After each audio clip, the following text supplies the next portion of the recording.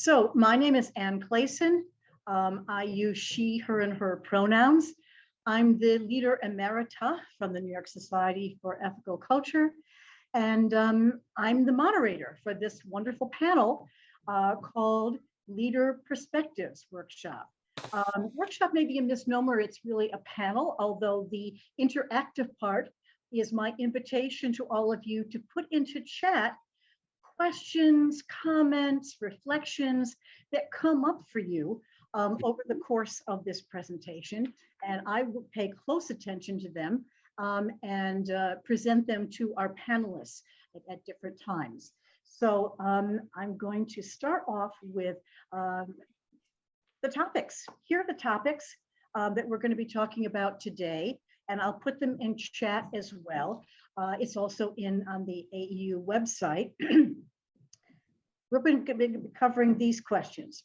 Number one, how to bring ethical culture to the world. Two, contemporary challenges to our humanist values.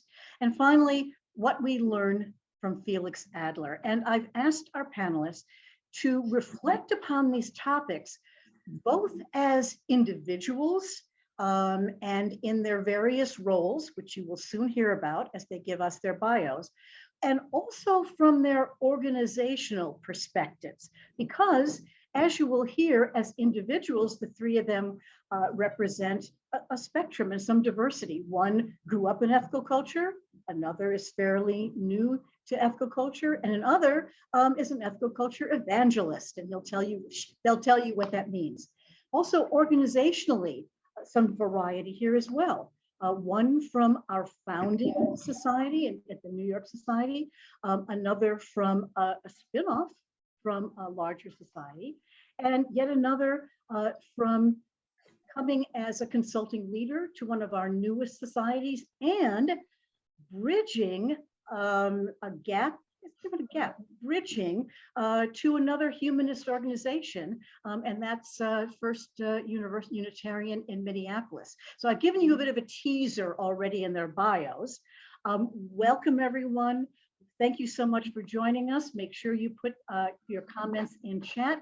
And now I'm going to turn it over to our panelists for their bios, starting with Nori. Nori? So it's so good to see you all and to meet some of you, most of you, for the very first time. I'm Dr. Nori Rost, and I am the new acting leader at the New York Society for Ethical Culture. I was just saying before everybody got to join that this month I'm celebrating my 33rd year as a minister. So I've been doing this work a long time, but in different denominations. I started out with Metropolitan Community Church, which is a queer Christian denomination. And from there, ironically, after I got my theological education, I made what I like to call my UU turn and have been a Unitarian Universalist minister for the past 13 years, serving All Souls Unitarian Universalist Church in Colorado Springs, Colorado. And now I've been here at Ethical for almost a year. Next month, I'll celebrate my 1 year anniversary, and I'm going to have not Ruby, but perhaps Wham come to join me. This is my cat Wham. He wants to have a few words too.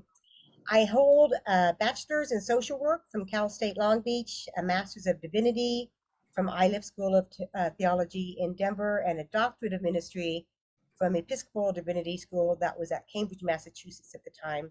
I'm also a certified spiritual director in the Ignatian model and a certified life mastery coach. So I have a lot of titles, but as you can see, I've been a minister for 33 years, and this is only my 4th congregation. So I'm very loyal to my people and tend to stick around for a while. So that's me and Wham. Terrific. Thank you, Nori and Wham. Jay, you're next. Hi, everyone. It's good to see everybody's face in the place in your little boxes. You know how we do it. This is, of course, the only way that we can connect right now. But it's always good to see everyone's smiling face. I am Jay Exodus. Some of you know pronouns they and them.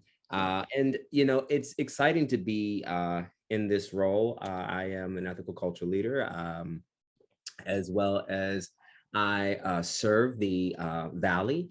Some of you also know it as the Susquehanna Valley Ethical Society, but short we say the Valley. And we are out there doing some incredible things.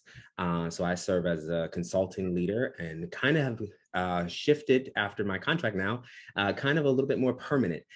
So really grateful to be a part of that, as well as I also serve the First Unitarian Society as a humanist minister, doing a lot of the community work with the First Unitarian Society in Minneapolis, serving the community out there as well as their congregation. And so I engage a lot of the Black and queer population within the Minneapolis surrounding area, and as well as really spend that time journeying with people, offering a different posture around pastoral care. Because let's just be real, the best thing about being a humanist is we all love to have like a moment where we can talk about our morality over a mimosa, or maybe get back to basics over a beer. And we're fine with doing those things. And so let's have that connection.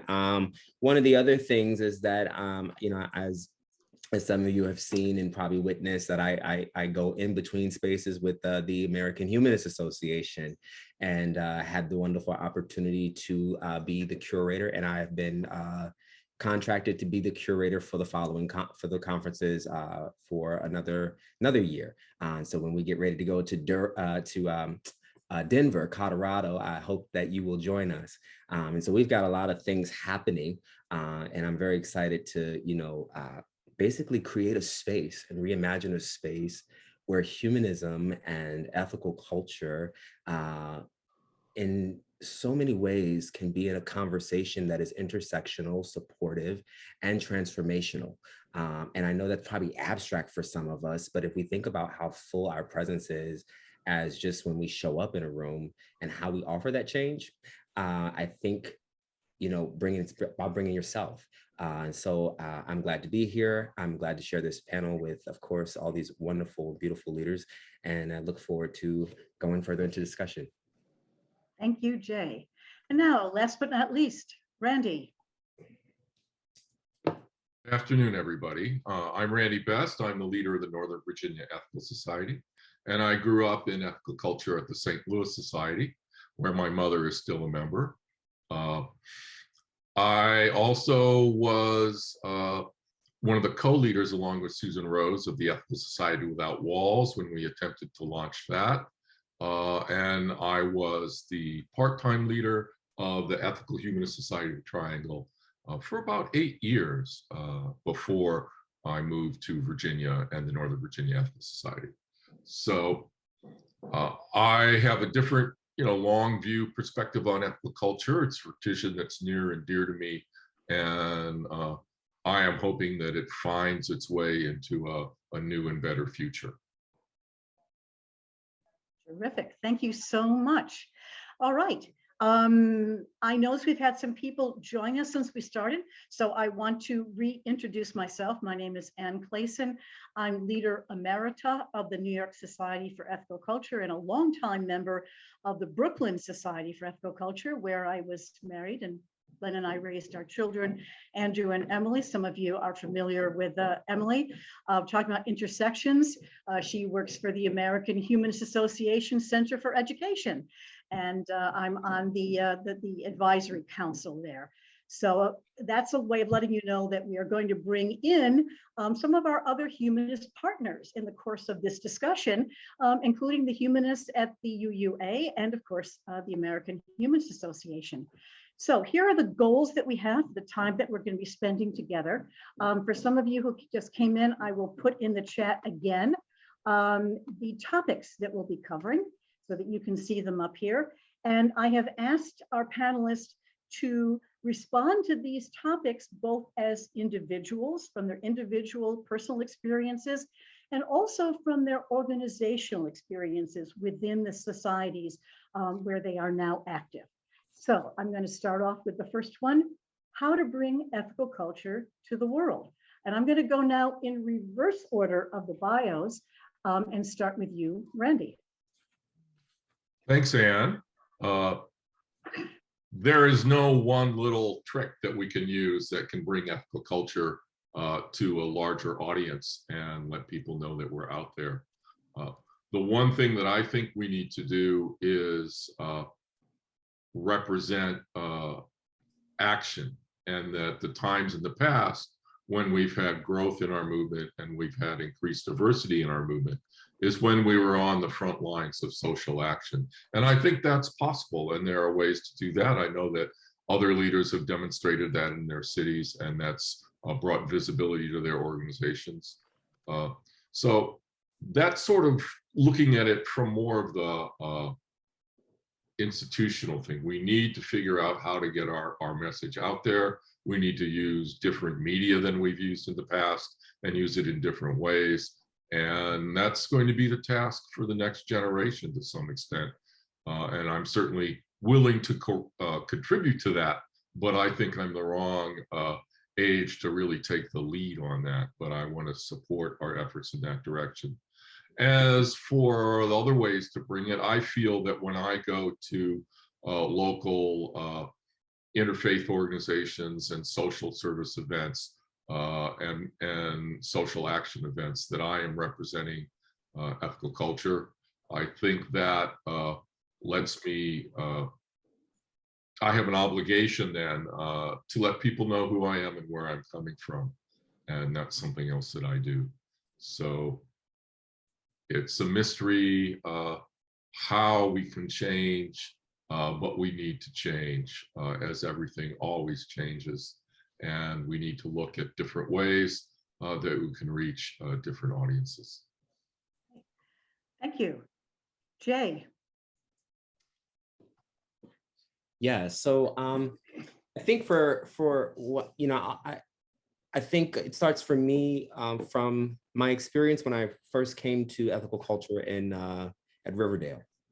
I'd actually had a very interesting conversation with one of our dear one, Liz Collier at the time, and we were having a conversation about what humanism could really do, and there was a phrase that Liz kind of you know, I'll paraphrase for the sake of it, but it was around the lines of, you know, be the best humanist that you can be, right? That it's an innate quality that is in someone. Like, if you're going to do this work, no matter where you are, be the best ethical culture teacher, be the best ethical culture politician, be the best ethical culture social worker, like as if it was in the blood of an individual. And that really resonates with me because I like the fact that I have the ability to be in the space that I'm in. I mean, let's just be real. I have kind of, coined the term being an ethical evangelist, which is, kind of a little bit of a dance, if you will. And most people are really trying to always place me in one place, but I am not that person. And when I go out into the world, I look to actually, kind of begin to do what actually Liz had inspired me to do, which is kind of find the fragrance of those who are, I'm like, you smell real humanist to me, right? Like it's a thing that it's like, oh, I like that.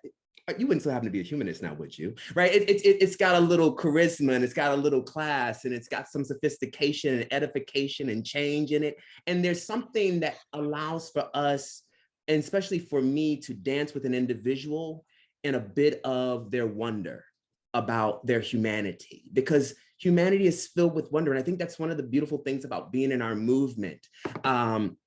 And that is something that we have to, in some way, kind of bring out. And so that's been my kind of personal thing. When I think about when we get to the place of the institution, it's really tough, because the challenge is taking all the stylized stuff and then putting it into a stylized formation.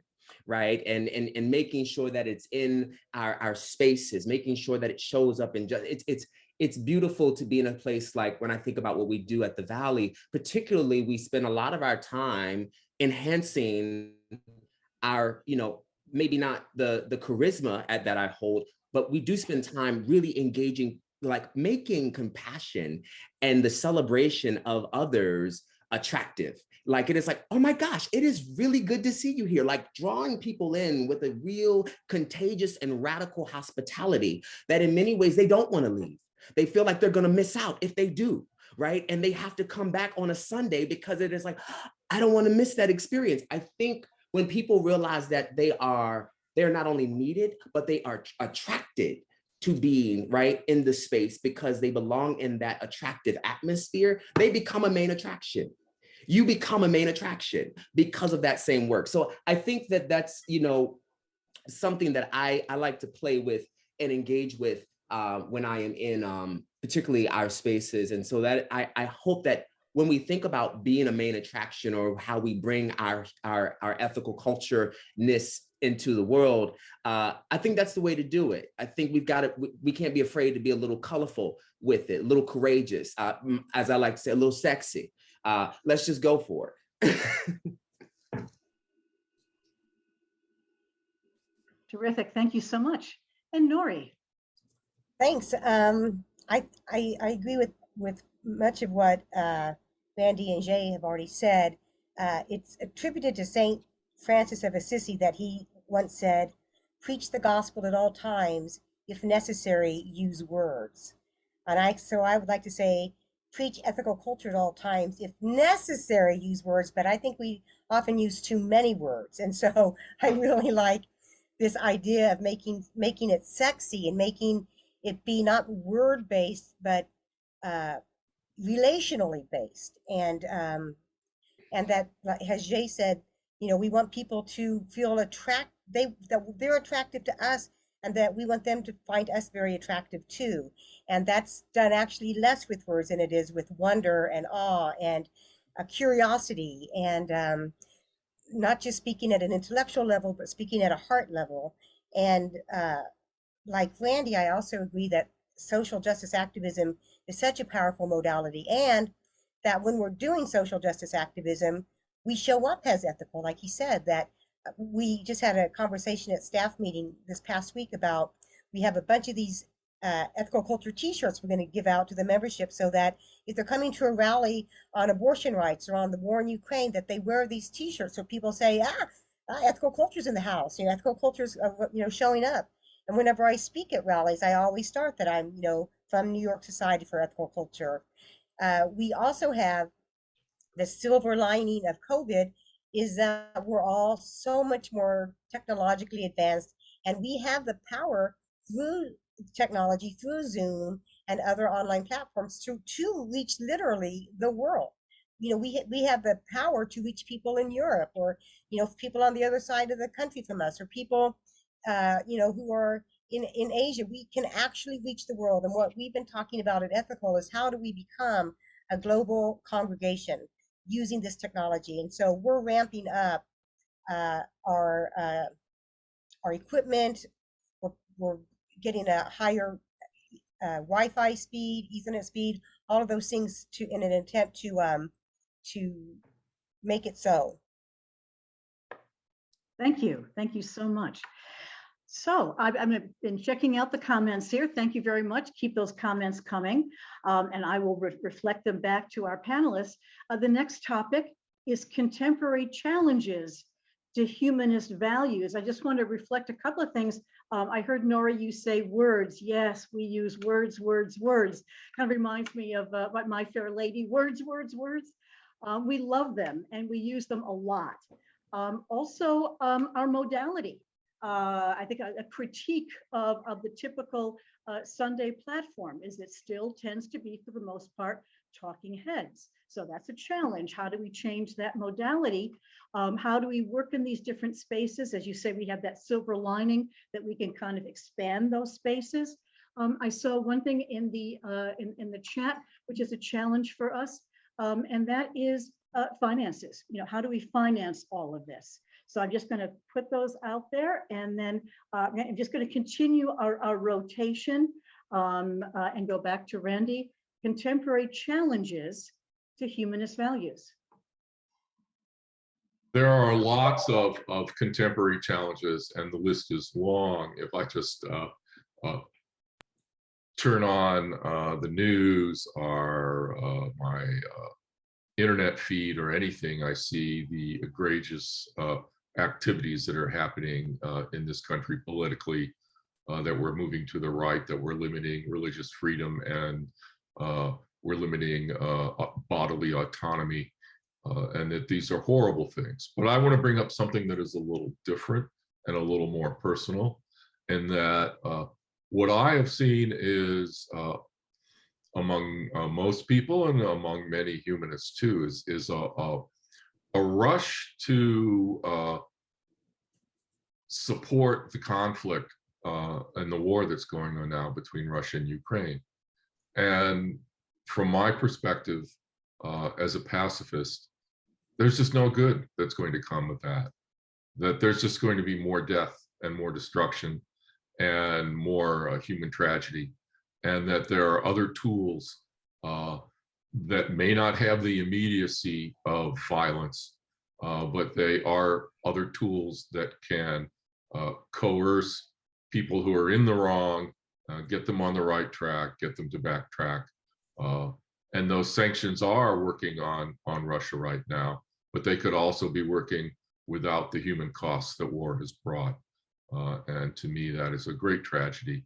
I know that everyone doesn't agree with this, but that's one way to show the diversity of thought that we have in ethical culture too, that there are some people who are vegans, and some people who are pacifists, and some people who have incorporated that type of viewpoint into their personal humanism.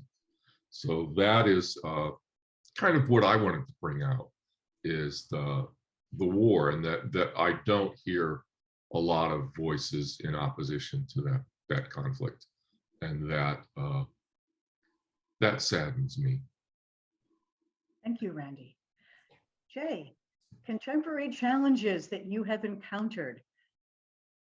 I think, you know, my challenges are often met just by showing up. And possibly that is because I sit with multiple intersections in my own life. Yes, to be Black.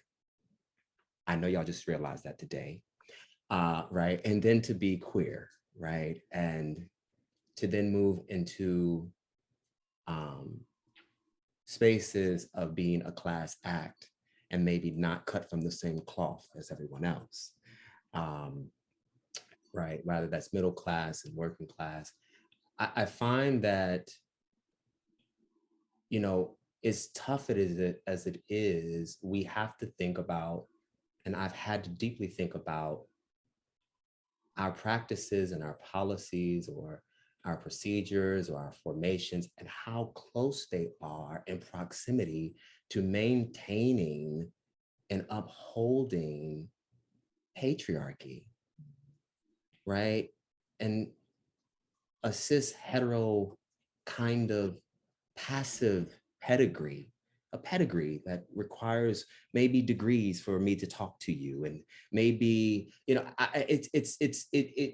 I often wonder, who are we willing to listen to? And instead of asking, who are we willing to talk to? We've been in a place where we've been seeking an audience because we want to grow, but we fail, and we are met with the challenge of really touching people's lives because we haven't begun to really listen. And so I've tried my best within the spaces that I've been in to be the listener. I love the First Unitarian Society, but I know that we are very much so elitist in our educational posture and how we you know, are economically situated, which is also very different than my working class beloved community in the Valley, right? And that they are, right, doing the hard work, right, that comes with very little funds, but they have the tender tenacity to muster through it all. I think about one of my favorite, and I'll call him out, one of my favorite congregants, I guess I'm gonna be having a little bias moment, is Rick. Rick is a brilliant brother, but Rick is all hands on.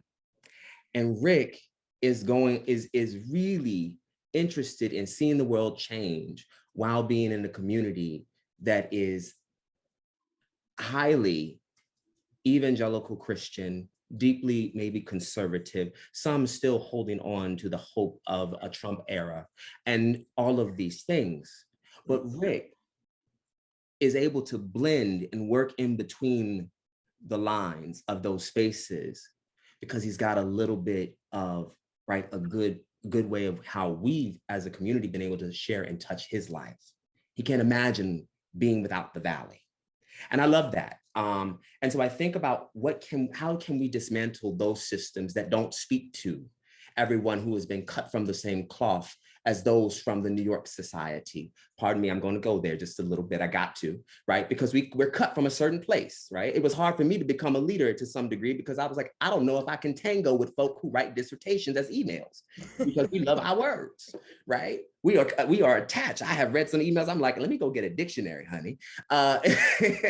Because for me, this work is very soul work. It's very embodied. And I think the more that we shift, which is also the thing now, is shift our head gear to our hands and to the weight of really mobilizing ourselves instead of just allowing for our spaces to think that we can only come together on a Sunday and do this work. We really have to think about who we are as a mobilized work. Yes, the social action, right? If you need that word, then we'll use that word. But to mobilize also means to also condition yourself, right? To share in relationships, right? To engage those relationships, not because you want an audience, but because you're trying to create a community of becoming, right? Not belonging. I might not agree with everything you say. I might not like everything you do, but I want to see how you evolve and how you emerge in this community. And I think those are the challenges because we become bookend in some of our spaces. We have decided to become so really, in many ways, straight and narrow, right? When the world is colorful and vast and full of life, met with very different ideas and multiplicities.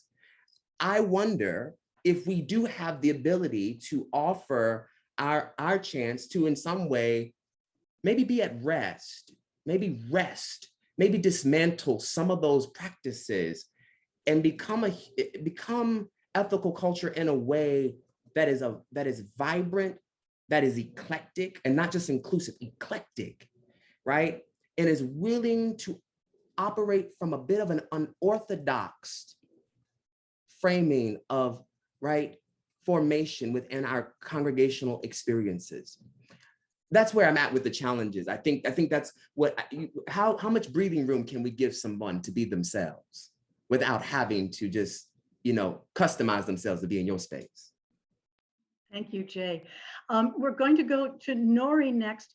And then, because I've been seeing some things come up on chat, I think what we'll do before we get to the last topic about Felix Adler, Nori, when you have concluded, we'll then sort of showcase all three of you, or maybe all four of us, I'm not sure. We'll have a conversation around not quite as formal as we have been up till now.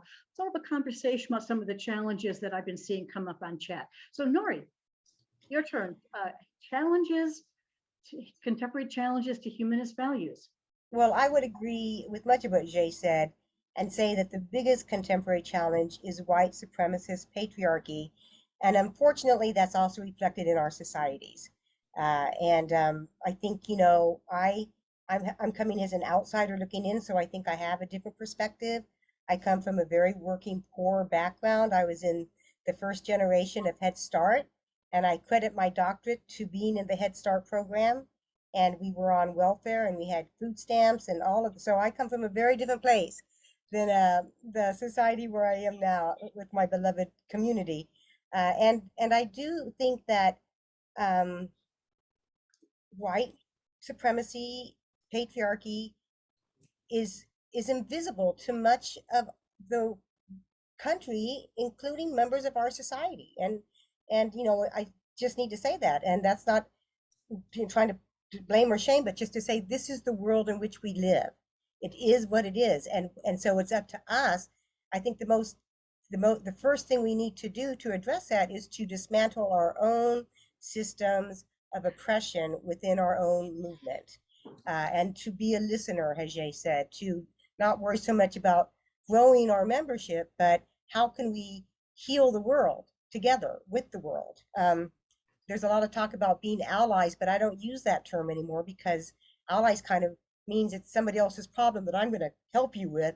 I use the term now aiding and abetting. I want to aid and abet the BIPOC communities. I want to aid and abet the queer communities. I want to aid and abet people who can get pregnant in their struggle for abortion rights. Because everybody's struggle is my struggle. Doesn't matter if I'm not a queer Black man, that's my struggle. It doesn't matter if I'm never has a gold star lesbian, never been in a position except for rape to worry about abortion, but it's my struggle. In fact, it was the first issue I worked with. So if we can begin to dismantle the systems of oppression that exist within our own communities, and that does mean also looking at how we do our Sunday platforms, which is still like kind of reading a novel written in the 18th century, right? It's hard to read a novel written in the 18th century because it's archaic language and the descriptions are foreign to us. And yet I feel like our platforms are kind of still using the 18th century language of Felix Adler. And people don't want to get away from that. I mean, they get threatened if you want to get away from that. So we have to first address those systemic systems of oppression that exist within our very own beloved communities and even in our very own tender hearts before we can really then be a healing place for and to listen to others, as Jay said. Yeah. And Jay's going to be a part of Ethical New York Society, so he's going to be a part of our solution. Wonderful. Wonderful. So let's showcase all of us, and so we can have kind of a back and forth and not so formalistic. So I can get us all in here to raise a couple of the challenges that came up in chat before we move on to the founder. So some of the things that came up here are, let's see. I'm gonna go back up, take a look here. Yeah, somebody brought up the challenge of Christian nationalism. And certainly that, I think we feel there's a lot of that out there. We certainly, that is very much behind the Supreme Court right now, and some decisions that we see coming out. On the other hand, we know from looking at the statistics, the work that the Pew Forum has done, that a growing population, a growing number of Americans, and Nori, you'll be seeing this at Columbia and NYU as well when you enter the chaplaincy there, a growing number of people do not identify with organized religion. They are called nuns, N-O-N-E-S, or SBNR, spiritual but not religious. And so let's have a little conversation about that, because we see really how well organized they are. And I see here also, that we need to become more organized. And of course, we tend to be very disorganized. But clearly, this kind of, white supremacist groups and Christian nationalist groups are very organized. That could be because they have a kind of a hierarchy within their theology and their practice. So what are your kind of responses to that? Or to anything else that has come up for you, but that certainly came up in terms of where sort of the national agenda being scripted by the white nationalists, and of course the representation on the Supreme Court now. No, I think you just added something to that, and that you used the word white nationalists, and I think it's white Christian nationalism that is really what is coming to the fore. Mm-hmm. And just as we thought that, our election institutions are stable and can't be corrupted, and yet we're seeing that unfold right now. It's the same thing that we think of religious freedom is the bedrock of American society, but we're seeing that unfold too with Supreme Court decisions that afford religious people the right to impose their ideas on others. And that's what we're seeing in Roe versus Wade, Roe versus Wade being overturned, and that is the problem writ large of the Supreme Court acting to forward a religious perspective and religious privilege. And they've been working on it for a long time behind closed doors, the white nationalists, and they've got people in Congress, and it's a very dangerous time in this country when we think that things have been built and that the notion of continuing progress and continuing expansion of human rights in this country is now in a period where all of that is really threatened. And it's quite a scary time to be in. Thank you.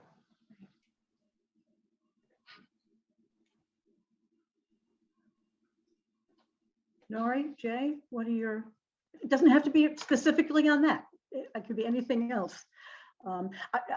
Actually, if I may, what I'd like to get back to is something that you said, Nori, about, and you said, and not to shame and blame anyone. One of the challenges that I have found, I think my colleagues have as well, is that when we raise these issues about white supremacy in our societies, or as we have experienced in past assemblies, we are accused of shaming and blaming. I gave a platform address that was very well received in a number of societies. You know, an old woman talks about racism, and yet not in others who felt that I was shaming and blaming. So I think that's an organizational challenge that we have. And I'm wondering how, I'm imagining that you have experienced something similar. How do we meet that kind of challenge among our members? Who we want to hold, we want to do the heart work and be compassionate, and not to be shaming and blaming, and yet we need to call attention. I think it's difficult because white people, particularly, it's actually worse when you're a progressive white person, because you think that's not me, I'm not, what are you talking about? But it is us, and what we each have to individually do the work on our own selves, and we can certainly do that communally. We can have, of course, I'm always cognizant of the meme that says a black man is murdered by the cops and white people hold another book study group, and we've got to take it from beyond learning about it in safe little circles to really being able to address with love, and to hold ourselves accountable, right? I want to be held accountable if I mess up, right? And I will, because that's my culture. I was raised a white person, so I will mess up. I will make mistakes. I'll make wrong assumptions. And if I'm not held accountable to those, then I'm not going to learn. And if I'm defensive about them, then I'm not going to learn. So it's scary. You have to be so vulnerable, and you have to be willing to say, I'm sorry, I was wrong. And now, is this thing on? Now I'm going to do better, right? Progressive people don't like to be called on this because they think they're above it all, and and it's not. We're just not, because it's our culture. We were raised this way, and we have to unlearn so much. I think Nora, you hit the nail on the head with that, because I think one of the things that we have to sit with is the fact that we are not perfect. I think we need to sit with the fact that in many spaces that we occupy, I just want this to echo in your head for a few minutes. The word proximity, okay? Everybody has a proximity to something. Mm-hmm. And if we're not careful with the proximity, we step into toxicity, right?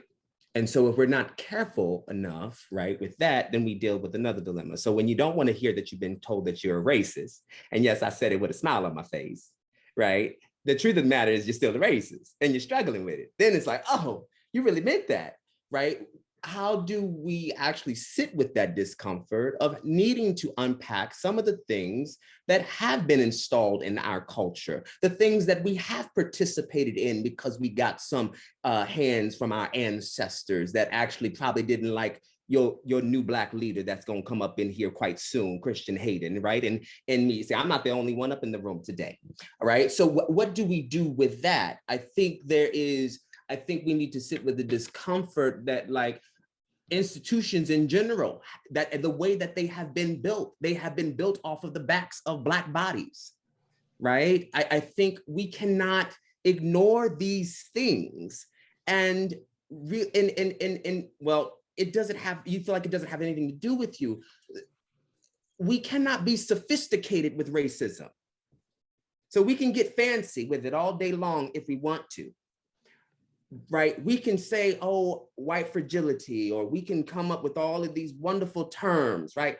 But we really need to do the work that we can just sit with, even communicating to those who might not have that sophisticated language, so they can unpack also the residue that comes from being in proximity to white Christian nationalists, right? That also is truncated in, right, racism, right? And a theology of superiority, and a theology of, right? So when humanism comes along, we should be the ones that step into an area of accountability. We should be the ones that can step in and do the internal work, right? And calling each other in addition to calling each other out. But we don't want to do that. We struggle with that, right? And you know, my thought was, as soon as Randy started talking about, just as I quickly respond to this, around white Christian nationalism, I thought to myself, how I wish we had an ethical anger that would rattle the walls of politics, that would shake the foundations of our government, that would disturb the peace, in the words of James Baldwin, because we decided to reimagine a world that we can exist, right? I think that's important. I think that's important. I don't think we're angry enough. I don't think we're fed up enough.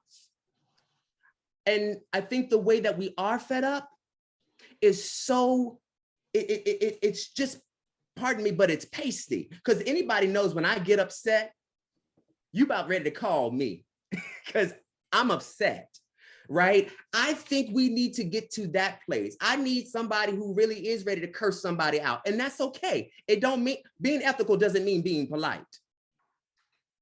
right? It doesn't mean having a respectability politic that only serves the majority. So those are things that I think we can unpack, but we have to consider our proximity, that we have to consider that, yes, even if you are queer or gay, you can engage with misogyny. Come on, right? Even though you hold the space as a woman in leadership, you have to consider how you are in relationship to what? Black women, other women of color, women on the margins, right? How are we looking at our proximity? It doesn't matter how educated you are. If your heart is not right, you cannot read your way out of racism. I will say it over and over again. Screw the study groups. Get in relationship. Get with people who want to actually be like, yo, did I mess up? Let me call you in. I don't, you know, I love him dearly. I'm gonna say this last thing. I'm gonna let y'all go because the truth of the matter is this. So Pop, I call him Pop. This is Patty's husband, Mike.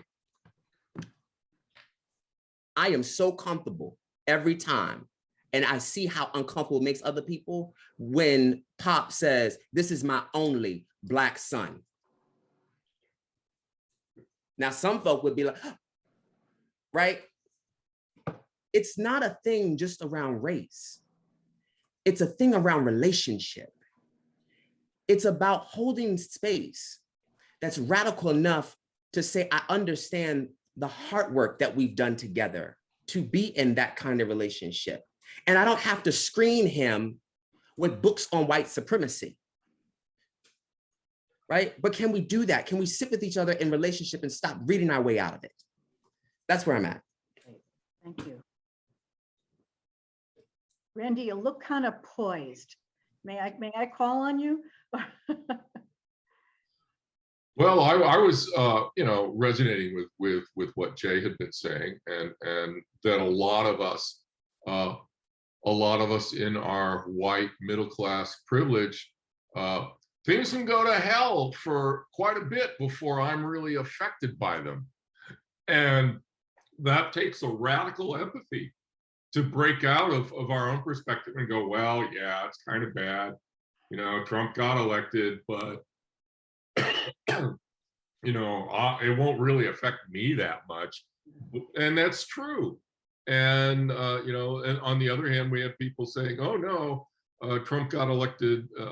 The sky is falling. This is so horrible. And then some of my friends who are people of color just said, no, it's just more of the same. So that we think that, you know, we're in our own little perspective, and to step across and out of that, and to look for relationship across boundaries is something that is very valuable and very transformative. And that's what Jay was talking about. And we have to then kind of nudge many of our members, and I have to mentally do this to myself as well, to take us out of our complacency and out of our security. And it's taken some big kind of blows to start to activate that. And I think the recent Supreme Court decisions have been, you know, then contributing to that. That it has to go pretty far, though, before we really feel invested in the problem. And I think that's something that I look internally in myself to try to keep that flame and that perspective alive. That it, yes, it's not going to affect me, but it is so horrible and wrong and morally outrageous that how can I move into something beyond mere allyship, as Nori mentioned. I like to use the term co-conspirator, but I like yours as well. Aiding and I tell people I love allies and I appreciate accomplices, but I love a culprit, someone who wants to get in trouble with me. A few good angelic troublemakers is always welcome in my space. So if you want to go to jail with me, we want to cause some trouble, let's go ahead and do it. You know, you're reminding me of an assembly that we had in St. Louis, and the young Black people, young people who got the Elliott Black Award that year. And as you know, the Elliott Black is given to people who exhibited moral courage. And what they said to us, we'd like to look out at all of you. And of course, these were young Black people looking out at a primarily white audience. And they said, we'd like you all to be our accomplices. So people kind of, you know, thought about that. I'm looking again at some of the notes here, and what I'm hearing. So, Nori, I heard you say early on about social justice and about allies, that it's about identifying that it's our problem, or, you know, as the Xhosa say in South Africa, I am because we are. And let's face it, ethical culture has always emphasized the community aspect of it.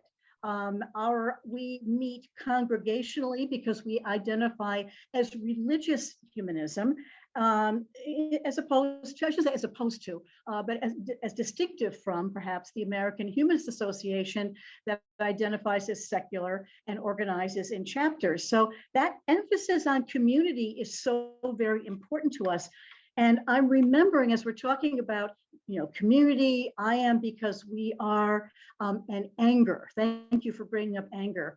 I want to bring up some of the work that Joy McConnell and other women leaders did some decades ago on nonviolent communication, nonviolent and using compassionate language. And I think we need an update of Marshall Rosenberg's nonviolent communication for a 21st century. And one of the most important things that NVC did, in my opinion, was really addressing anger, because many people are simply terrified of expressing and receiving anger. And what happens is a kind of politeness, a kind of toxic nicety grows up around that. When we can claim our anger, our righteous anger, and learn by practicing how to express it.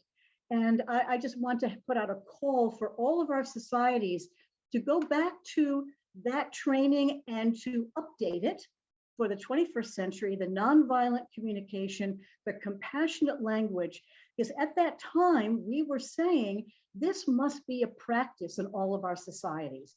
And alas, it has fallen aside somewhat. It has not been given the same emphasis in all of our societies, and I'd like us to do that.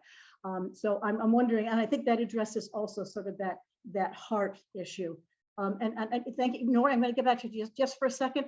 Somebody in the chat raised, it doesn't have to be either or, book learning and community, working out in the community. It can be that we learn things by reading and then bring it into the community. So how do we find that balance? Some people may not be part of a community. They may first learn by reading, but then how do we reimagine these spaces, co-create these spaces to offer more opportunities? Enough of me. I'm going to hand it over to you, Nori. Thank you. I really like, and people are also concerned, how do you call people without them getting upset? And Jay used a term that is very, very important, which is he's going to call you in, not call you out, not blast you, but, and I just had a personal experience of that I want to share with you just as an example. A while ago, when talking about abortion rights, I used the term gold star lesbian, which means, someone who hasn't had sex with the opposite gender, right? And someone direct messaged me to say that was an ouch moment for me because I did sleep with someone of the opposite gender before coming out as gay. And I said, thank you for sharing that with me. I didn't realize it would have that effect. I won't use that term. I wasn't aware. I made a mistake because I wasn't aware. But he called me in not in a, how dare you, I take umbrage, but they called me in. And so I was able to say, thank you for letting me know. Now, I don't have to get defensive about that. I can just say, oh, I've learned something new and I will change my language. It can be that simple. We don't have to get upset. Thank you. Thank you so much. Great. I see that we're getting up to 4 o'clock and I want to make sure that we hit that other topic. So I'm going to move us on to what we've learned from Felix Adler. And yes, he was a man, a white man from the 19th century. One of our colleagues, Kate Lovelady, some years ago, wrote a translation of his founding address from May 15th, 1876. She translated a lot of that Victorian language. So yes, and I think for a long time, at least my experience having in the Brooklyn Society is that he was rarely, if at all, mentioned. It was like, he's so embarrassing to us that he was this patriarch Victorian, didn't allow women to become members of the New York Society at the beginning, talked about different vocations and where they would sit vocationally in the auditorium with all the mothers up in the balcony. So look, we have a lot of problems with this guy. On the other hand, his philosophy, I think, can still speak to us. And I think I look at the ethical manifold in the way that he philosophically looks at diversity, the emphasis upon worth and dignity, choosing to assume the best, the place where we meet to seek the highest is holy ground. We create that. I like some of his language, although I very often take it out of the context in which he meant it. So we struggle with him. Talk about challenges. We struggle with Felix Adler. And people in training, their first module in training is about Felix Adler and his thought and his philosophy. And we encourage people to have that conversation. So some of you who are here today may have heard of Felix Adler. You may be in a society where he's never mentioned. Maybe you've looked at his books, maybe you haven't. But I want to hear from the three of you. How have you come to terms with Felix Adler, the man, the philosopher, the founder of an ethical religion and an organization? And what, if any, relevance does he have for us today? Jump in. Well, growing up in ethical culture, it was always like, I like to say that Felix Adler was like the crazy relative in the attic. Everyone knew that he was up there, but no one wanted to talk about him much. And so I didn't really get a lot of exposure to Adler as part of my ethical education coming up through ethical culture. And I did then read him later as an adult, and then got more intimate with him when I went into leader training. But there are a lot of ideas of Adler's that I think are inspire me and that I use in my daily thought processes, such as trying to bring out the best in others, trying to think of where people are coming from rather than standing in judgment on them, and never using people as a means to my ends, and that those ideas, then reinforce the universal worth and dignity that Adler saw in everyone, and that you don't need a mystical manifold to decide that that's a decision you're going to make on how you want to treat people, and you hope that it's reciprocated, but that's not why you do it. You do it because it's the right thing to do. And those are some things that I thought inspire me from Felix Adler, as well as his commitment to founding institutions to make the world a better place. It was a different time in the 1800s when there weren't governments involved in providing societal relief and ministering to the poor and things. And Adler was conscious of that, and as a person who could get together the capital to make some changes and found organizations, that's one thing that he did. I think that's a harder thing to do now, although some of our societies have done some things in founding new organizations that help make the world a better place. So I try to keep in mind when I'm dealing with people, am I really acting to bring out the best? How can I do that? And to recognize that everyone else is a person just like I am and struggling with life and making mistakes. And I think what it is, it's when we make mistakes, it's what we do that really says who we are. So that's my little prattling. So I do talk on Felix Adler occasionally. Let our members know a little bit about him. We have turnover and people who have no idea. But the book that we give new members in the Northern Virginia Ethical Society is The Humanist Way. And I would love to have a more contemporary book, but it's the best one that I think we've got right now. And so that's what we use. But I do like to offer courses on Adler because I think he had some deep and original thinking, and that is many of his ideas are very useful today. Thank you, Randy. And check out Louise Jett's favorite quote in the chat. I think one of the things that I'll go off of is I like the fact that in the watching and kind of reading Adler, I enjoyed the philosophies, but I think because I like practice and I love performance, I was really interested in how his son-in-law wrote about him. And that was something that really resonated with me, even when making the film, because I got a sense of the character and the movement and how he was postured. Because I think that says a lot about a leader. We can say great things, but if our actions and our bodies and everything are removed from them, they don't mean much. And so one of the things that I appreciate in kind of, toying with the philosophy and the practice, if you will, between the two. And thank you, Anne. The thing is that I think what resonates for me, I've been told a lot in this movement that certain things just can't be done. I've been told that I shouldn't do certain things because that's not how we've done it. I've been told that you're not supposed to do it this way because in such and such and such time, this is what happened. I like to think of the founder in this way. Fuck it, because I'm gonna create it anyway.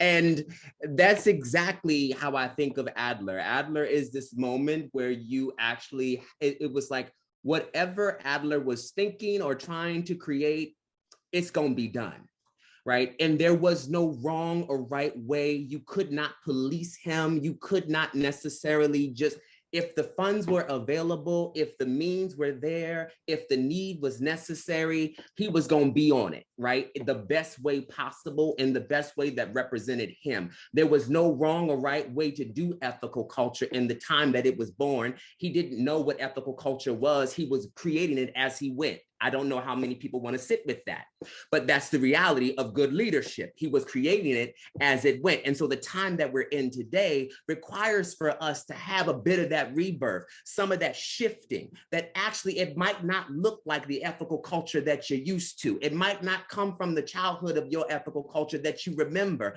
But one thing for sure is if you get it in your system enough, you will be able to posture yourselves in ways that speak to the character of this movement, that then allow for it to propel forward with new visions, with new reimaginings, with new challenges that say to societies that you will flourish and you will grow, regardless of the condition that you're in, right? This is what Adler was doing. He was looking at the condition of humanity and was more so interested in the human flourishing. But most of us don't know how to look at the actual flourishing of individuals because we are stuck looking at the condition.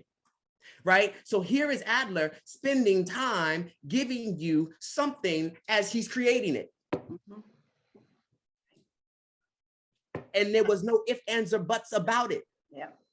Right? So I'm waiting for some folk to get to a place and some societies to get to a place where they stop saying it shoulda, coulda, woulda, or it shouldn't happen like that. I'm waiting for you to get to a place where you can say, you know what? It's about to happen right here, right now, because if it don't happen, and if I don't do it, it won't ever take place. Adler didn't wait for nobody else. He just called some folk in and said, I need your help. And when in the end, what we got a whole league of leaders and everybody. And look, he was trying to marry them off to some sisters, right? Because that's what he was doing. Come on, we know what the deal was. These societies would not be built if it wasn't for some of these women in the space. Come on. I don't know if some of y'all want to sit with that reality too, but he knew what he was doing. He was actually engaging with what? All of it, to a place where he's like, I got to create vision. And what? Line them up with, why? Because women are curators of culture. Please do not miss that. In our movement, women are curators of culture. They have spent time carrying this movement for quite some time. They have been volunteers that have done some amazing work. And at the same time, they echo and they uphold a lot of the people and the men in these roles. So I want to acknowledge that, but I also want to acknowledge there has always been, particularly within the Victorian period, queer possibilities. And I believe that Adler, many ways, if we don't, even though probably, yes, we know straight whatever, but there's just something about the language that is so colorful and so queer. It's something very creative about it that allows for us to engage the flourishing and the nature to create.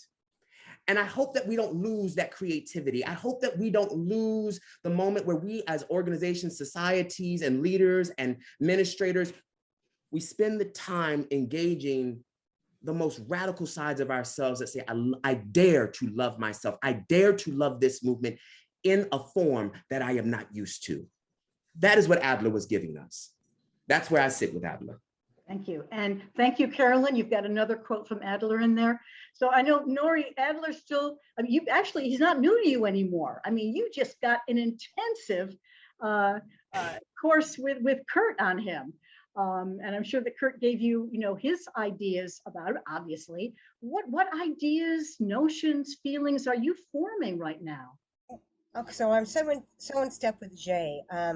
I gave an address at the Ethical Culture Fieldston School's Founders Day. They have a Founders Day every year, and Anne used to do that, and then I was asked to do it this year. And I said the greatest gift that Adler gave us was his imagination. That he, as Jay said, created something new to meet a need that wasn't being met anywhere else. But I'm often reminded of the guy who's fishing, and every time he catches a fish, he holds it against the ruler, and if it's bigger than the ruler, he throws it back. And finally, this woman goes up to him and says, I'm curious about why you're taking just the smaller ones. And he said, well, that's the size of my frying pan. So if it won't fit in my frying pan, I throw it back. And I feel like that we get that a lot, that, we say, oh, that's the Adler frying pan is this, and it's cast iron. And if it's too big for that, then we got to throw it away. And in reality, we just got to throw away the frying pan and instead say, thank you, Felix Adler, for showing us that what we need to do is recreate ourselves to be the ethical culture society of the 21st century. We're not going to speak in archaic languages anymore. We're not going to use a cast iron pan to say this is what it is. Because the reality is this, you know, we can say this is what we want. This is what we want. We want younger people. We want more diverse. We want more people of color. But if we want to know what we really want, we have to look at who we have, because that's who we're attracting. So we may say we want diverse, younger people, but if what we're getting is the same, you know, category that we've had for the past 146 years, that's really not what we want, because we're not willing to do the uncomfortable work of creating changes that will welcome those people in, and that we will be welcome. We will be inviting ourselves into their communities. We do work. There's an organization called Harlem Mothers Save, Stop Another Violent End. It's largely BIPOC parents who have lost at least one child to gun violence, and it's in Harlem. And their founder came and spoke at New York in July, did a platform, and right before I got here, and everybody was so impressed. We wanted to get more involved. So several of us went to their monthly meeting in September, and I said, we don't want to be another white group of people who write you a check. We want to come alongside you and do the work with you. We need to get rid of the, and that's going to, like, but if we want them to come to our platforms on Sunday, it's going to have to look different. And it's not going to look like Felix Adler's platforms and the society of 1876. We have got to be willing to throw out the cast iron pan and begin to use creative, contemporary language and ideas to address contemporary issues, and to really be the ethical society for all people. But until then, we're going to get what we keep attracting, and that's not going to change unless we change first. Thank you. You know, you reminding me of something when you said about the frying pan. You know, we often talk about a minimum wage, and a few years ago at the New York Society, we were part of the living wage movement. One thing that you may not know about Adler is he talked about a maximum wage. You should only be earning as much as you really need. Now, I don't know how much of that was theoretical for him and how much of it was practical, because let's face it, he was born into and lived in a sphere of privilege. Nonetheless, you know, he did make that statement about it. I'm going to say also, I think the difficulty, you know, the challenge we have with him, and you know, I've seen somewhere in the chat where some people said, why do we have to talk about him at all? And other people say, here are my favorite quotations. How do we balance this man, this human being, who on the one hand was a radical, an iconoclast? He writes an ethical philosophy of life, not the ethical philosophy. He invites us, and of course, Jay did this wonderful film where he really imagines, you know, these conversations, you know, that Adler might have had with W.E.B. Du Bois. I mean, he just really digs into that. And on the other hand, you know, we have this kind of rigidity. What I want to suggest is that all those people who said to you, Jay, that's not the way we do it, I don't think that was Adler any more than Jesus would have said it, but Paul sure did. Let's face it, Jesus was the radical, the iconoclast. It was Paul who created Christianity. And so let's keep that in mind too. How can we be more radical, be more of the iconoclast, and let's claim our authority to do this. Look, Felix grew up in a loving, privileged family. He grew up feeling his own confidence and his own authority to do all these things. Let's give each other that claim to confidence and to authority to do it. And I know that Nori mentioned this partnering. A lot of societies are partnering. We may not be in a position to create as many things, but we certainly are in a position, especially those of us privileged to have physical meeting houses, to be partnering. And we're doing more and more of that. So we're looking for more of these strategies. So I now see that we're at 4:14, and I still have on my list of things to do a couple of plugs. So we are going to put in a plug, and I think I'll hand this one over. I'll hand this one over to Randy, because Randy is the dean of our training committee. We want more of you to take lay leadership training, professional leadership training. And so Randy, talk a little bit about that. And then I'm going to hand it over to Jay, talk about the connections with the AHA. Well, our leadership training committee had recommended just a week ago that Christian Hayden be confirmed as an ethical culture leader by the AEU board, and the AEU board has acted, so we have a new leader. We have really two regular trainees. We have Nori, who's getting the ethical culture icing on her long years of experience, and we have Greg Bonin and Louise Jett, who are still in the training program. We have room for others. We are also trying to look at our curriculum and change some of our curriculum to be more contemporary. And we've made some strides in that area, but we need to make more. And we are also going to open some of our course offerings to everyone in ethical culture, and that feeling that everyone could benefit from some of the instruction that we have. And so those will also be coming down the road in the near future. And that's kind of where we're at. We need more volunteers on a committee right now. We are one leader short, but that's the responsibility of the leaders on the committee to dragoon someone into that.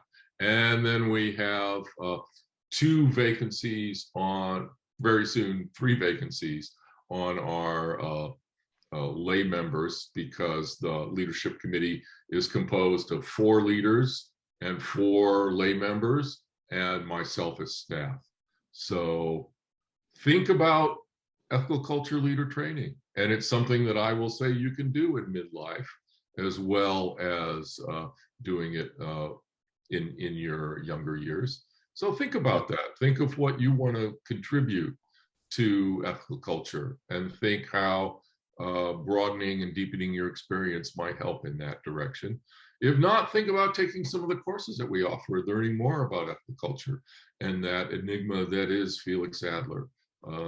So that's kind of where the leadership committee is now. And we welcome, we're looking, always looking to diversify our leadership in ethical culture as well, and have made some small steps in that direction, but we really need to break it open on many frontiers and live that experience in our societies. So there we go.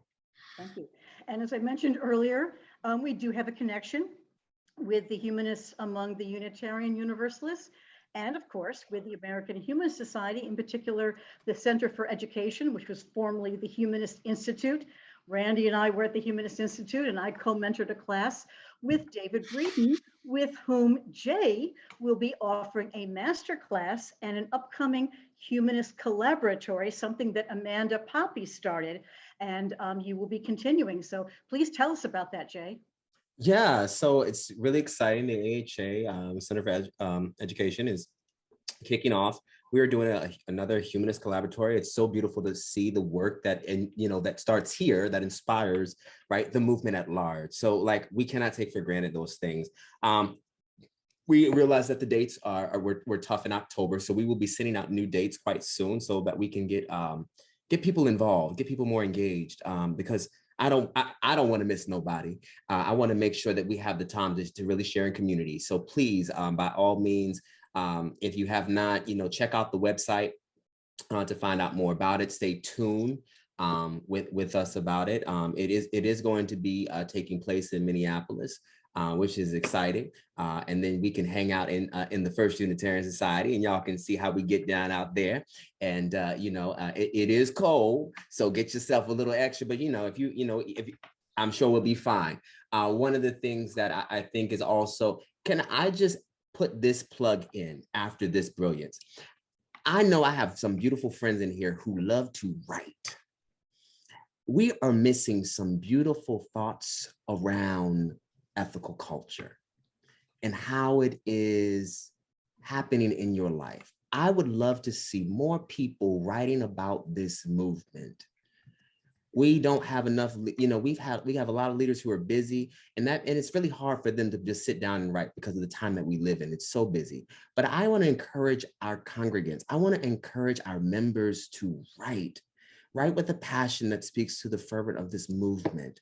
There's such a ground here that I would love to see us uplift, whether it's on a post or whatever, so that we can capture it and start hashtagging it. Ethical culture 2022.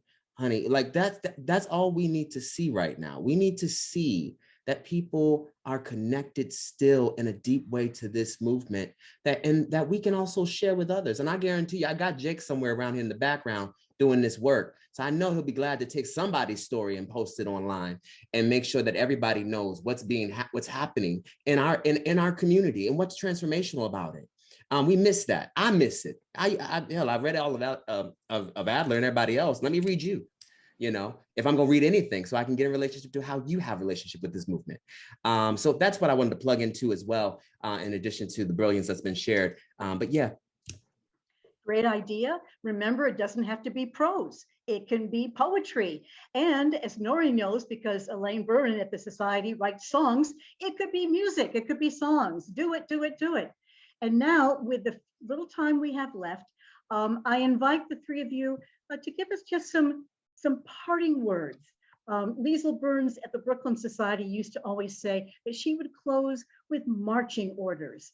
So whether they're marching orders or closing words or heartfelt embrace, whatever you three would like to say to the 34, well, what minus us, 30 other people who are on this presentations panel with us.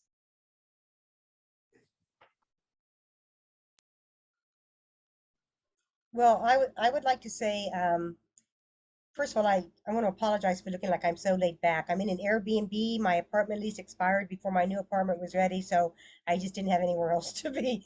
It is comfortable, but I would be, sitting up like with the rest of you.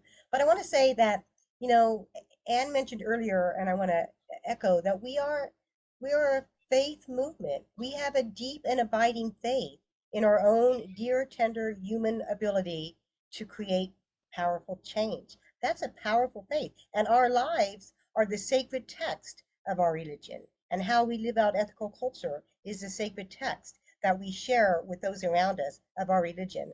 And so if we can focus on that, if we can focus on eliciting the best of treating everyone with dignity and kindness, apologizing when you're wrong, accepting accountability for your actions, and do the hard, powerful, beautiful, sacred work of unpacking what's in your own heart that prevents you from being the best version of yourself, whether that's white supremacy, patriarchy, other biases. Do the work. Look at yourself naked in the mirror.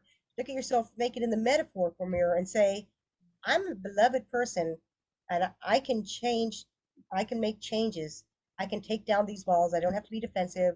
I can be a new version of myself that will be what I think the vision of Felix Adler, that ethical human being, that's who we're called to be.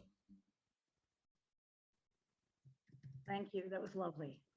Jay, Randy, jump in.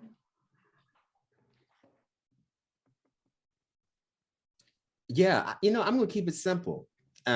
Just like, some of you have seen my broadcast on Facebook and Instagram called Keep Living, which was inspired after a car ride with me and Randy one day to just kind of do my thing. And I want to say, like I always say, may goodness and sexy follow you all the days of your life, okay? And that's how we do this work. Thank you. Randy, closing words. Just that it's great to have a conversation where we're looking at the edges of ethical humanism and trying to reimagine how it can be a bigger envelope and have more of an impact on people's lives, and that is a great conversation to have, and it's an ongoing one. So I was glad to participate today, and I treasure the perspectives of my colleagues as well as all of our members. So thank you. Thank you. It was a delight to be moderating this panel with my dear, dear friends and colleagues, Nori, Jay, and Randy. Thank you so very, very much. And I really appreciate everyone who showed up. This is being recorded. I don't notice I was keeping track of the chat that some people had to come in later, some people had to leave earlier. So you will have this recording